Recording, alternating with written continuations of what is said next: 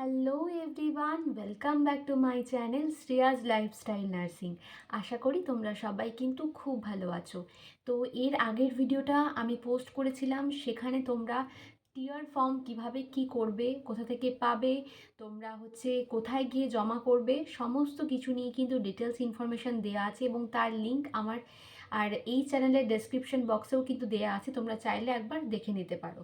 তো আজকের এই ভিডিওতে তোমাদের সাথে আমি আলোচনা করব যে তোমরা মেডিকেল ফিটনেস কিভাবে কি করবে, মানে কোথা থেকে করবে, কার কাছ থেকে মেডিকেল ফিটনেসটা লেখাবে, কি কি রিপোর্ট করবে, সমস্ত কিছুর ইনফরমেশন কিন্তু তোমাদেরকে এই ভিডিওর মাধ্যমে কিন্তু দিয়ে দেবো। স্কিপ না করে ভিডিওটা পুরোটা দেখবে, আশা করি তোমাদের কিন্তু অনেকের কিন্তু হেল্প হবে। তো প্রথমেই বলি, কোন ডিস্ট্রিক্টের ক্ষেত্রে কি কি টেস্ট করাতে হবে এটা কিন্তু সম্পূর্ণ আলাদা এবং সম্পূর্ণ তাদের ওপর ডিপেন্ড করে। বুঝতে পারলে তো? মানে ধরো আমি আমাদের কথা বলছি, মুর্শিদাবাদ ডিস্ট্রিক্টে হয়তো কিছু টেস্ট করানোর কথা বলা হলো, প্রত্যেকটা ডিস্ট্রিক্টের ক্ষেত্রেই কিন্তু টেস্ট হয়তো আলাদা দিতে পারে, মানে হয়তো কোনো ডিস্ট্রিক্টে কম বা কোনো ডিস্ট্রিক্টে হয়তো আরও কিছু অ্যাড করে দেওয়া হলো। বুঝতে পারলে তো? তুমি যে ডিস্ট্রিক্টে জয়েন করেছো এবং তুমি যার আন্ডারে জয়েন করবে তার কাছ থেকে অবশ্যই জেনে নেবে যে তোমাকে কি কি টেস্ট কিন্তু করাতে হবে। তুমি যে ডিস্ট্রিক্টেই পাও না কেন, তুমি যদি এরকম রুরাল হসপিটাল বা পিএইচসি বা সাব ডিভিশনাল, ঠিক আছে, বা সুপার স্পেশালিটি এগুলোতে যদি পাও, তাহলে তুমি সিএমওইচ অফিসে গিয়ে সেখান থেকে জেনে নেবে তোমাকে কি কি টেস্ট করাতে হবে। আর যদি তুমি মেডিকেল কলেজে পাও, তাহলে অবশ্যই সেখানে গিয়ে সেখানকার যে এমএসভিপি অফিস রয়েছে সেখানে গিয়ে তুমি জেনে নেবে যে তোমাকে কি কি করতে হবে, মানে কি কি টেস্ট কিন্তু করাতে হবে। তো মেডিকেল কলেজের ক্ষেত্রে হয়তো বিষয়টা একটু আলাদাও হতে পারে, কারণ অনেক ক্ষেত্রে কি হয়, মেডিকেল কলেজের জয়েনটা করিয়ে নেওয়া হয় এবং তারপরে তাদের কিন্তু আস্তে আস্তে মেডিকেল ফিট কিন্তু করানো হয়ে থাকে। যদিও সম্পূর্ণটা জানি না এই বিষয়টা যে মেডিকেল কলেজের ক্ষেত্রে কি হয় না হয়, সেই জন্য বারবার বলছি তোমরা অবশ্যই গিয়ে তোমার যে মেডিকেল কলেজে পড়েছে সেখানকার যে এমএসভিপি অফিস রয়েছে সেখানে গিয়ে কিন্তু ডিটেলসে ইনফরমেশনগুলো একবার জেনে নিও। বুঝতে পারলে? তো আমি এবার তোমাদেরকে বলি, যারা সিএমওইচ অফিসের আন্ডারে জয়েন করবে তাদেরকে কী কী মেডিকেল ফিটনেস কিন্তু করাতে হবে।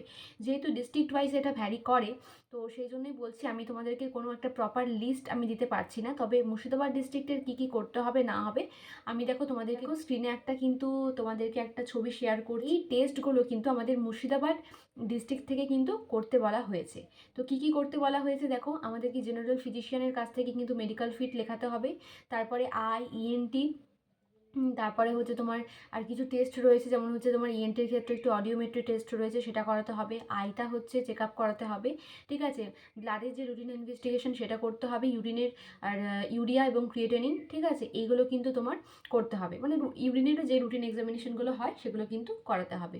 বুঝতে পারলে? তো তোমরা প্রথমে কিভাবে কি করবে আমি সম্পূর্ণ ডিটেলসে ইনফরমেশন দিয়ে দিচ্ছি। যারা যে ডিস্ট্রিক্টেরই সিএমওইচ অফিসের আন্ডারে জয়েন করবে তারা এইভাবেই যদি পুরো প্রসেসটা করো, আশা করি তোমাদের কিন্তু সম্পূর্ণ কাজটা সাকসেস হবে। তো প্রথমে তোমরা ওপিডি সেকশনে যাবে, সেখানে যেখানে 2 টাকা করে টিকিট পাওয়া যায় সেখানে গিয়ে বলবে তুমি মেডিকেল ফিট করানোর জন্য এসেছো, এরকম তুমি জয়েনিংয়ের জন্য বলবে। তো সেখান থেকে শুধুমাত্র একটাই টিকিট কাটবে, সেটা হচ্ছে জেনারেল ফিজিশিয়ান। বুঝতে পারলে?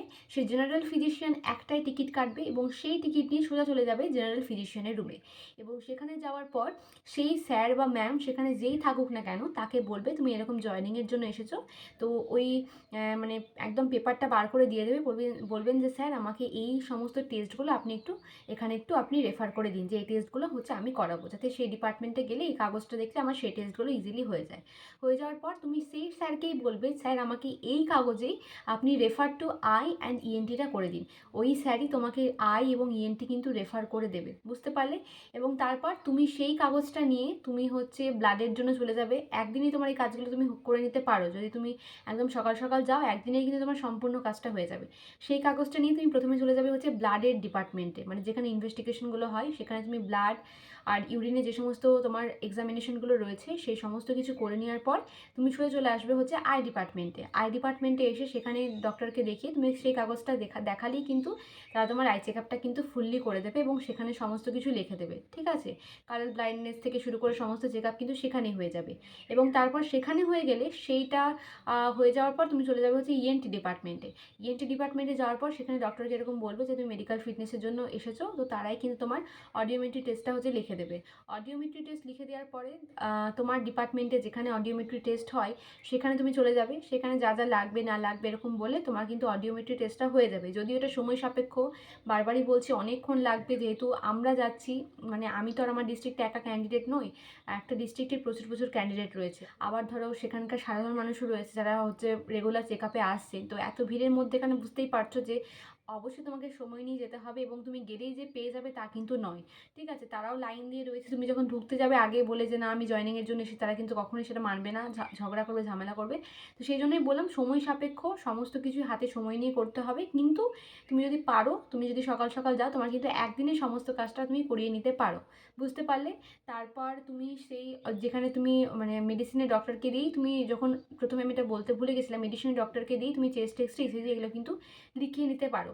যদিও ইসিজি চেস্ট এক্সরের কথা এখানে কোথাও লেখা নেই, তোমাদেরকে যে কাগজটা আমি স্ক্রিনে শেয়ার করেছিলাম প্রথমে, কিন্তু আমি বলবো যে চেস্ট এক্সরে ইসিজি কিন্তু মোটামুটি করিয়ে নেওয়াই ভালো, কারণ এটা সব জায়গাতেই কিন্তু লাগে। আর তোমার তো গভর্নমেন্ট হসপিটাল থেকে তুমি করছো, বাইরে থেকে তো তুমি করতে পারবে না। তো সেই জন্য আমি বলবো চেস্ট এক্সরে ইসিজিটাও তুমি করিয়ে নেবে। তো এক্সরে ডিপার্টমেন্টে এবং ইসিজি ডিপার্টমেন্টে গিয়ে তুমি এগুলো কিন্তু করিয়ে নেবে। যদিও রিপোর্ট তারা সঙ্গে সঙ্গে দেয় তাহলে খুবই ভালো, আশা করা যায় যে রিপোর্ট সঙ্গে সঙ্গে দিয়ে দেয়। আর যদি বলে যে না দুদিন পরে আসবে, তো সেটা কোনো ব্যাপার না, দুদিন পরে গিয়ে তুমি রিপোর্টটা কিন্তু কালেক্ট করে নেবে। তো বুঝতে পারলে এই সমস্ত টেস্টগুলো কিন্তু তোমাকে করাতে হবে। তো এবার তোমাদেরকে একটা জিনিস বলি, এই সমস্ত টেস্টগুলো যে করাতে হবে, এগুলো কিন্তু তোমাকে যে কোনো গভর্নমেন্ট হসপিটাল থেকেই তোমাকে করাতে হবে। তুমি কোনো প্রকার কোনো প্রাইভেট হসপিটাল বা কোনো প্রাইভেট ইনস্টিটিউশন বা কোনো আদার্স যে সমস্ত তোমার গভর্নমেন্টের বাইরে যে সমস্ত জায়গায় হয়, সেখান থেকে কিন্তু করাতে পারবে না। সেই রিপোর্ট কিন্তু একদমই ভ্যালু নয়। বুঝতে পারলে? এইগুলোর সমস্ত কিছু ভ্যালু তখনই পাবে তুমি যখন তুমি গভর্নমেন্ট থেকে করাবে। তুমি যদি প্রাইভেট থেকে কোনো কিছু সমস্ত কিছু করিয়ে নিয়েছো, যেগুলো হয়তো লাগবে না, সেগুলোও হয়তো সমস্ত কিছু প্রাইভেট থেকে এত এত টাকা দিয়ে করিয়ে নিয়ে তুমি যদি জয়েনিংয়ের দিন নিয়ে যাও, তারা কিন্তু কিছুতেই তোমার জয়েনিংটা করাবে না। বুঝতে পারলে? যে কোনো গভর্নমেন্ট হসপিটাল তোমাকে যে মেডিকেল কলেজ থেকে করাতে হবে এমন কোনো ব্যাপার নেই। তুমি যদি কোনো তোমার বাড়ির কাছে রুরাল হসপিটাল থাকে, সেখানে যদি সমস্ত কিছু হয়, বা সাব ডিভিশনাল হসপিটাল থাকে যেখানে সমস্ত কিছু হয়, সেখান থেকেই কিন্তু করিয়ে নিতে পারো। তো এবার অনেক সময় কি সমস্যা হয় যে রুরাল হসপিটালগুলোতে কিন্তু অনেক সময় অনেক টেস্ট হয় না, যেমন যে অডিওমেট্রি টেস্টগুলো কিন্তু অনেক জায়গায় হয় না। তো সেই জন্য মেডিকেল কলেজে যেতে হবে। বুঝতে পারলে তো? তো অনেকেই আমাকে যেটা জিজ্ঞাসা করছো যে আমি যদি একটা হসপিটাল থেকে কিছু টেস্ট করাই, আর একটা হসপিটালে গিয়ে যদি কিছু টেস্ট করে, তাহলে আমাদের কোনো প্রবলেম হবে কি না? কোনো প্রকার কোনো প্রবলেম হবে না। তোমার বাড়ির কাছে তুমি যেখানে রয়েছো সেখান থেকে তুমি যদি অর্ধেক টেস্ট করাও, বা আদার হসপিটাল থেকে তুমি যদি অর্ধেক টেস্ট করাও, কিন্তু যদি গভর্নমেন্ট হয় তাহলে কিন্তু কোনো প্রবলেম কিন্তু হবে না। কিন্তু আমি তোমাদেরকে সাজেস্ট করব যে একটা জায়গা থেকে করিয়ে নিয়ে মনে বেশি ভালো হবে, যেহেতু তুমি একটা জায়গাতেই বা একটা প্রেসক্রিপশানেই একটা ডক্টরকে দিয়ে সমস্ত কিছু রেফার করাচ্ছ। তো সেই জন্যই বলবো যে আমার মনে হয় যে মেডিকেল কলেজগুলোতে চলে যাবে। তোমার বাড়ির কাছে নিশ্চয়ই কোনো না কোনো মেডিকেল কলেজ থাকবে যেখানে সমস্ত কিছু পাওয়া যাবে। ঠিক আছে, যাদের অন্য ডিস্ট্রিক্টে হয়েছে, যেমন অনেকের বাঁকুড়া বা মালদা এরকম ডিস্ট্রিক্ট থেকে হয়তো অনেকে মুর্শিদাবাদে আসছো, তাদের জন্য আমি বলি তোমাদের বাঁকুড়া ডিস্ট্রিক্টেও নিশ্চয়ই মেডিকেল কলেজ রয়েছে। তো জানি তোমার বাড়ির পাশে হয়তো রুরাল হসপিটাল রয়েছে, কিন্তু তোমার আরেকটু যেতে হবে হয়তো, সেখান থেকে গিয়ে হয়তো তোমার আর মেডিকেল কলেজ রয়েছে। তো আমি বলবো মেডিকেল কলেজে চলে যাও, যেহেতু তোমার একবারেই সমস্ত কাজটা হয়ে যাবে। তোমাকে হয়তো একটু ছোটাছুটি করতে হবে, একদিন বা দুদিন ছোটাছুটি করতে হবে, কিন্তু তোমার সমস্ত কাজটাই হয়ে যাবে। রুরাল হসপিটাল বা সাব ডিভিশনে অনেক সময় অনেক টেস্ট হয় না।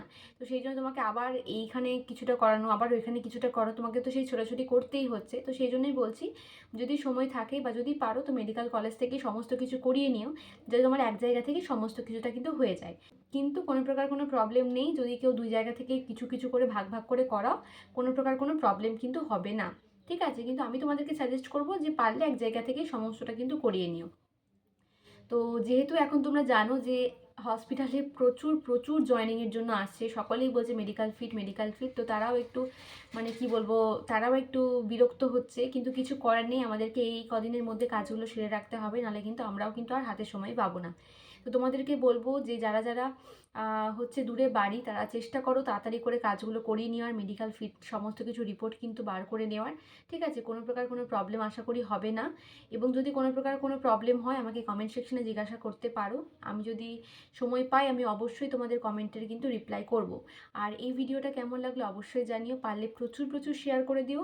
আর যদি ভিডিওগুলো ভালো লেগে থাকে অবশ্যই সাবস্ক্রাইব করে আমার চ্যানেল কিন্তু পাশে থেকো। খুব শীঘ্রই দেখা হচ্ছে তোমাদের সঙ্গে পরের ভিডিওতে।